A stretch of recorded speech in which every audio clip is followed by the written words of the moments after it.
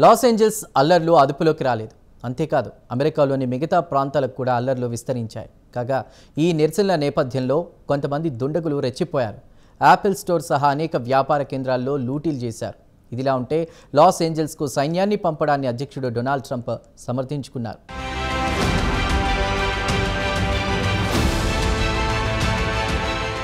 Trump సర్కార్ ఎన్ని ప్రయత్నాలు చేసినా లాస్ ఏంజల్స్ అల్లర్లను అదుపు చేయలేకపోతోంది. నిరసనలు ఏమాత్రం తగ్గుముఖం పట్టడం లేదు.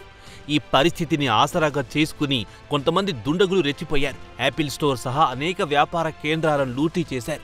లాస్ ఏంజల్స్ కు గుండెకాయ లాంటి డౌన్ టౌన్ లో ఈ లూటీల ఘటనలు ఎక్కువగా జరిగాయి. ఒకవైపు నిరసనలు కొనసాగుతుంటే మరోవైపు ముసుగులు ధరించిన కొంతమంది దుండగులు సమీపాన గల యాపిల్ స్టోర్లోకి ప్రవేశించారు. ముందుగా స్టోర్ కిటికీ అద్దాలను ధ్వంసం చేశారు.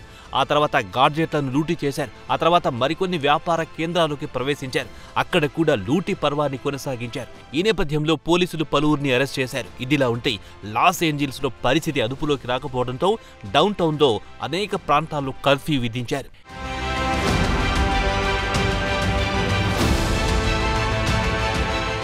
ఇమ్మిగ్రేషన్స్ అండ్ కస్టమ్స్ ఎన్ఫోర్స్మెంట్ అధికారుల దుందుడుకు చర్యల కారణంగా లాస్ ఏంజల్స్ లో అగ్గిరాజుకుంది.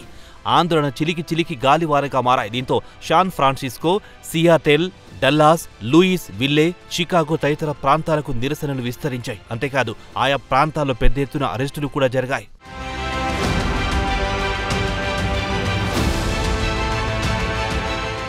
లాస్ ఏంజల్స్ లో పరిస్థితిని అదుపు చేయడానికి వేలాది మంది నేషనల్ గార్డ్స్ ను అక్కడికి తరలించింది ట్రంప్ సర్కార్.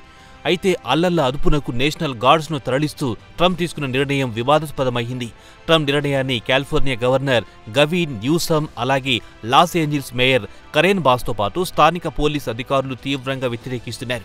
నేషనల్ గార్డ్స్ ను పంపడం ద్వారా స్థానిక పోలీసులను డొనాల్డ్ ట్రంప్ అవమానించారని గవిన్ న్యూసమ్, కరెన్ బాస్ అభిప్రాయపడ్డారు. డొనాల్డ్ ట్రంప్ అహంకారానికి ఇది నిదర్శనమని వీరు మండిపడ్డారు. కాగా నేషనల్ గార్డ్స్ ను పంపాలన్న ట్రంప్ సర్కార్ నిర్ణయంపై రాష్ట్ర ప్రభుత్వం న్యాయస్థానాన్ని ఆశ్రయించింది.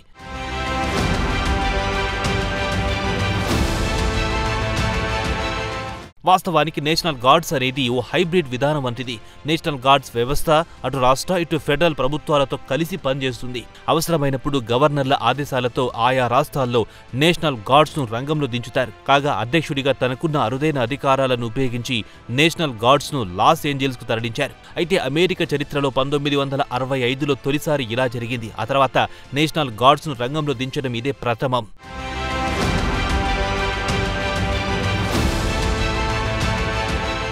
కాగా అక్రమ వలసదారుల ఏరివేత నేపథ్యంలో ఆందోళనకు నిలయంగా మారిన లాస్ ఏంజల్స్ నగరానికి నేషనల్ గార్డ్స్ ను పంపడాన్ని డొనాల్డ్ ట్రంప్ సమర్థించుకున్నారు. కాలిఫోర్నియా గవర్నర్ గవిన్ న్యూసమ్ అలాగే Los Angeles mayor Karen Bass విమర్శలను ట్రంప్ తోసిపుచ్చారు. నేషనల్ గార్డ్స్ ను పంపకపోతే ఈ పార్టీకి లాస్ ఏంజల్స్ శ్మశానంలా మారేదని ట్రంప్ వ్యాఖ్యానించారు. కాలిఫోర్నియా గవర్నర్ గవిన్ న్యూసమ్ అలాగే Los Angeles mayor Karen Bass అసమర్థులని అధ్యక్షుడు ట్రంప్ తీవ్ర విమర్శలు చేశారు. అందువలనే లాస్ ఏంజల్స్ లో దారుణ పరిస్థితులు దాపురించాయని ట్రంప్ పేర్కొన్నారు.